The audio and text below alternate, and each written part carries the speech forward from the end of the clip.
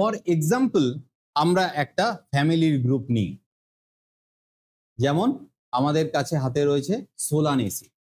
ফ্যামিলির নাম কি? Family Solanaceae. চলো লিখি।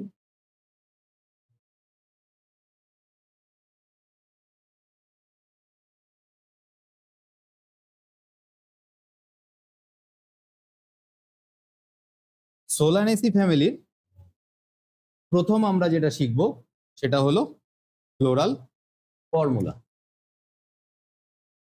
আগে লিখে নি, তারপর আমি প্রত্যেকটার মানে বুঝিয়ে দিচ্ছি। ফ্লোরাল ফর্মুলা লেখার সময় কোনো রকমেরই ফুল স্টপ কমা কিচ্ছু লিখতে নেই, সব পাশে পাশে লিখতে হয়।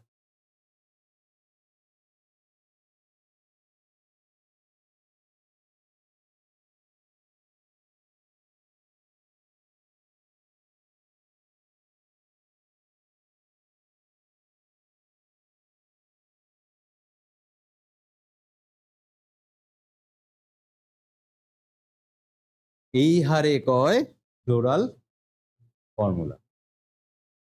এবার দেখো আমরা এর প্রত্যেকটা জিনিসই জানি, একটা একটা করে ধরে ধরে বলে দিচ্ছি। প্রথমে আসি ফ্যামিলি সোলানেসি। এটা কার ফ্যামিলি অ্যাকচুয়ালি? ইবিআর এরমও লিখলে হয়, ক্যাপিটালেও লিখলে হয়। সোলানেসি কাদের গ্রুপ? সোলানেসি হলো পটেটোর গ্রুপ, ব্রিঞ্জালের গ্রুপ।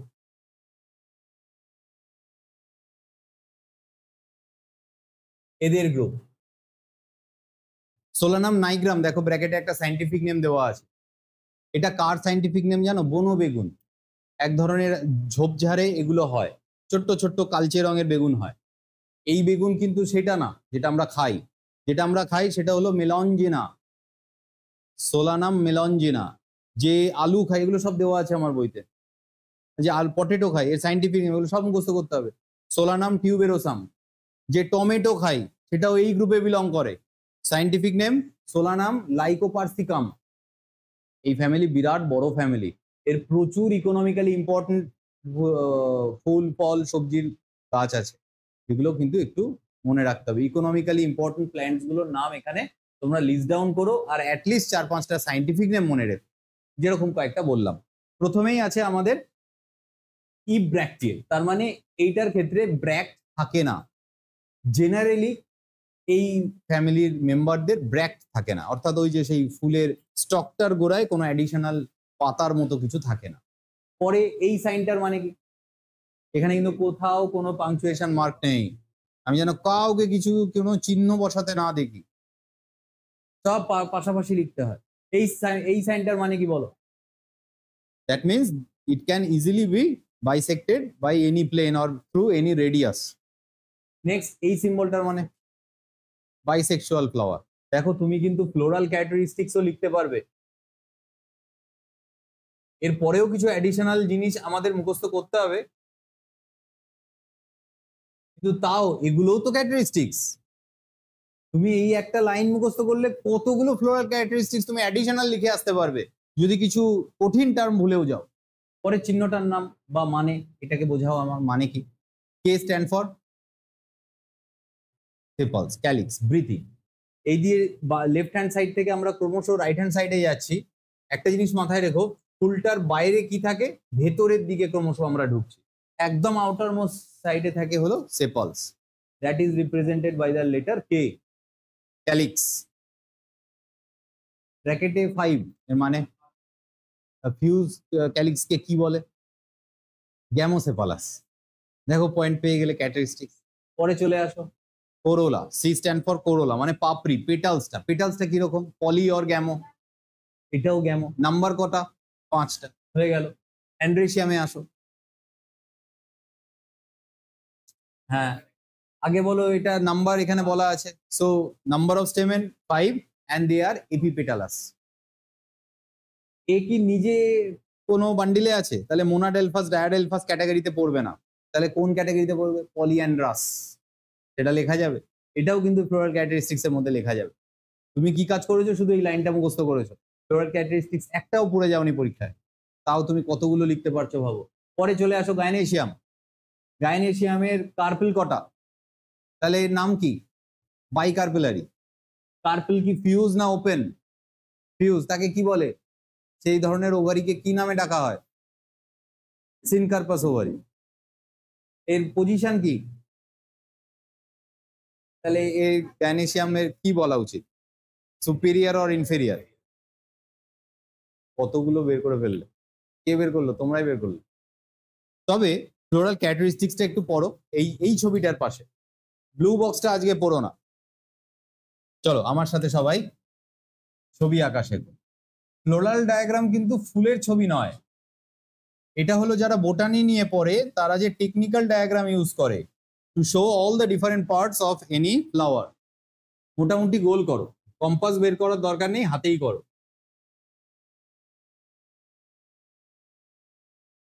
গোলটার মাথায় একটা ডিপ ডট দাও।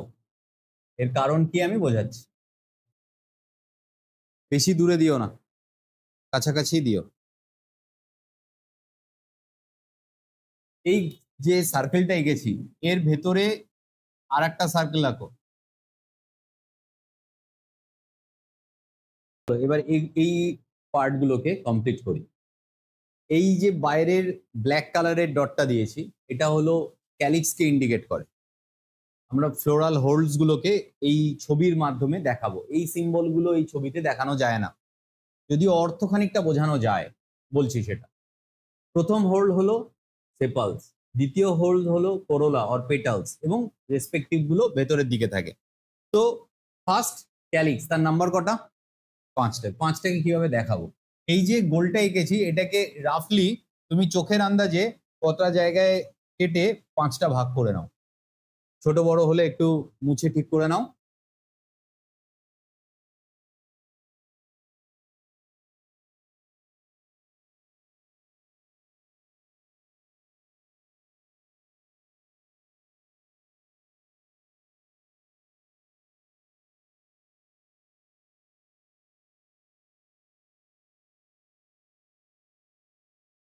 পাঁচটা আমরা প্রথমে ভাগ করলাম। এই 5টা ভাগ হয়ে যাওয়ার পর মাঝের দাগটাকে এবার বোল্ড করে দাও।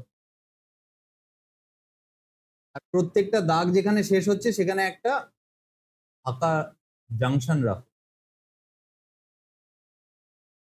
তোমরা এটা প্রথমেই সার্কেলে কেউ করতে পারো, আস্তে আস্তে প্র্যাকটিস হতে হতে নিজেদের আইডিয়া মতো সুবিধা মতো কিভাবে করবে সেটা বেরিয়ে যাবে, অসুবিধা নেই। যে যে জায়গাগুলো আমাদের ফাঁকা থাকলো সেগুলোতে এরকম একটা লুপ করে দাও।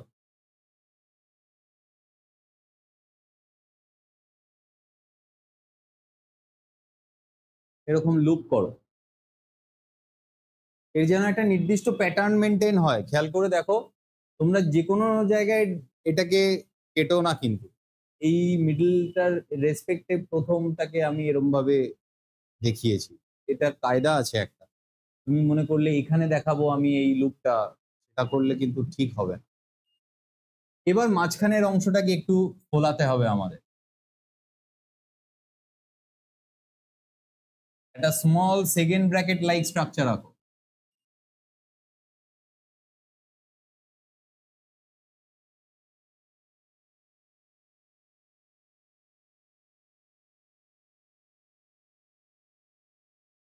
এটাকে চাইলে ডার্কও করে দিতে পারো, আর পরীক্ষায় সময় নষ্ট করতে না চাইলে কিচ্ছু করার দরকার নেই।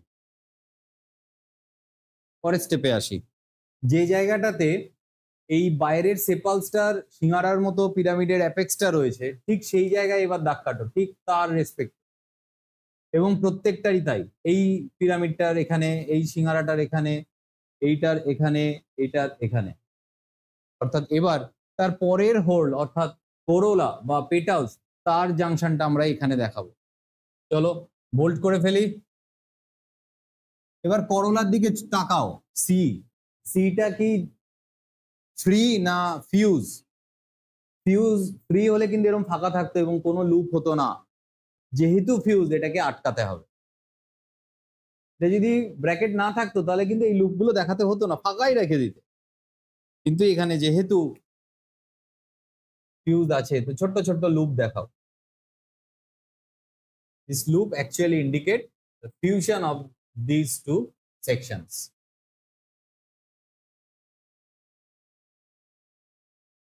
হলো? এটাকেও একটু মোটা করো, তবে এটা আগের বারের মতো ফার্স্ট ব্র্যাকেট সেকেন্ড ব্র্যাকেট না, এটাকে ফার্স্ট ব্র্যাকেটের মতো করে একটু মোটা করো। সমস্ত হোল এক প্যাটার্নে আঁকলে তো হয় না।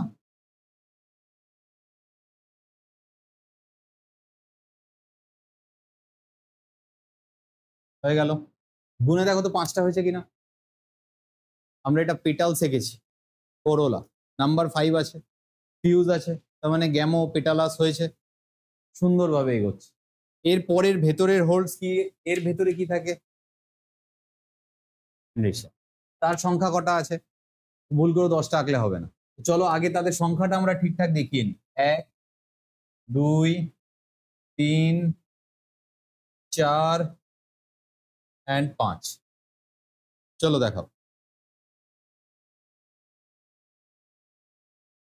এটা বইতে এই জাংশন থেকে দেখানো আছে, সেটা কিচ্ছু সিগনিফাই করে না। তোমার মোট কথা হলো পেটালস এর সাথে অ্যাটাচমেন্টটা দেখাতে হবে। জাংশন থেকে দেখাও, মিডল থেকে দেখাও, তাতে কিচ্ছু যায় আসে না, অ্যাটাচমেন্টটা পেটালের সাথে দেখাতে হবে। আর এটা অ্যান্থার লোব এরকম দেখিয়ে দাও, বা কেউ একটা গোল মতোও কিছু আঁকতে পারো। এই আঁকার ধরনের মধ্যে কোনো ইউনিকনেস নেই। এটা আমরা কি এঁকেছি, অ্যান্থার বা স্টেমেন গুলো। স্টেমেন গুলো কি একে অপরের সাথে অ্যাটাচড? ফ্রি, কিন্তু যদি অ্যাটাচ হতো তাহলে এদের মধ্যে কানেকশন দেখাতে হতো। বলো বুঝলে কিনা। কিন্তু এখানে কার সাথে অ্যাটাচমেন্ট দেখানো আছে, পেটালস এর সাথে। কেন? কারণ এই সিম্বলটা আছে, এপিপেটালাস। তাহলে এই দাগটাকে আমার মোছা উচিত, এইটা তো নেই। এটা অন্য ক্ষেত্রে থাকতো, যদি এখানে ব্র্যাকেটটা থাকতো। বুঝেছো অসুবিধে? তাহলে এই ছবিটাকে এই লাইনের সাথে রিলেট করতে পারছি তো আমরা। পরীক্ষায় তোমরা এই ছবিও মুখস্থ করে যাবে না, শুধু এইটা মুখস্থ করে যাবে, সব কিছু দাঁড়িয়ে যাবে এই একটা জায়গা থেকে। কিছু কঠিন না। পড়ো, এর ভেতরের লেয়ার কি হওয়া উচিত, জি। তো চলো এর ভেতরে আর একটা গোল আঁকি।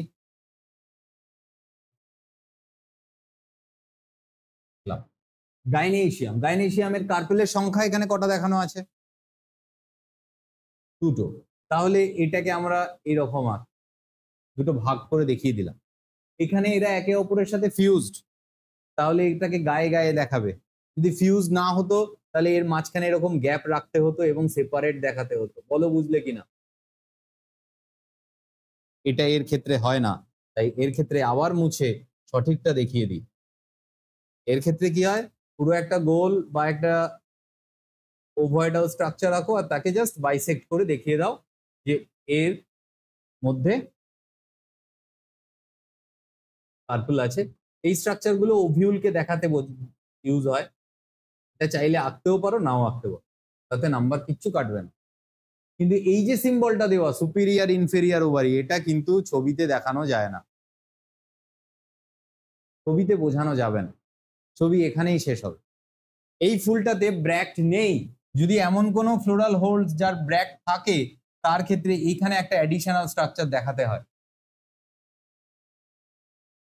কিন্তু এখানে এটা ইব্র্যাক্টিয়েট, তো এটা ভুল করেও এঁকে ফেলো না, এটা তোমাদের লাগবে না, এটা নিটের ব্যাচের স্টুডেন্টদের লাগবে, যাদের আরো অনেক ফ্যামিলি মুখস্থ করতে হবে, তাদের অ্যাডিশনাল লাগবে। এই স্ট্রাকচারটা বাকিদের মুখস্থ করতে হবে না। আর একটা কথা বলা হয়নি, why I have put this dot, বোঝাই। ধরো একটা ডাল, ডালের টিপে ফুলটা হয়নি, সাইডে হয়েছে, তাহলে এই অবস্থায় তুমি যদি এটাকে ক্রস সেক্ট করো, এই রকম লেভেল ধরে কাটো এবং টপ ভিউ দেখো, তাহলে কিন্তু এটা ফুল আর এখানে গাছের ডালের মাথাটা দেখতে পাবে। এই চিহ্নটা সিম্বলাইজ করে যে এই গাছের এন্ডে ফুল নেই, ফুলটা সাইডের ব্রাঞ্চে আছে। এই সিম্বলটা পাবে না কোন ফুলের ক্ষেত্রে বলো তো, চন্দ্রমল্লিকা, সূর্যমুখী, হ্যালিয়েন্থাসেনাস, পাবে না। এই সিম্বলটা থাকবে না, কারণ ওর ব্রাঞ্চে তো মাথাতেই থাকে ফুলটা। তুমি চন্দ্রমল্লিকার কথা মনে করো, ক্রাইস্যান্থেমাম, চন্দ্রমল্লিকার কি আবার আর একটা সাইডে টিপ থাকে নাকি কিছু? ওই টিপটাতেই তো ফুলটা হয়। ডালিয়া, চন্দ্রমল্লিকা, প্রত্যেকটার ব্রাঞ্চের মাথাতে হয়। তো এইটাকে বলা হয় মাদার অ্যাক্সিস, এটাকে কোথাও লিখে রাখো। এটা সেই সমস্ত ফুল গাছে থাকে যে ফুল গাছটার টিপটা ফাঁকা রয়েছে, টিপে কোনো লিফ হোলস বা অন্য কিছু বার্ডস আছে কিন্তু ফুলটা নেই।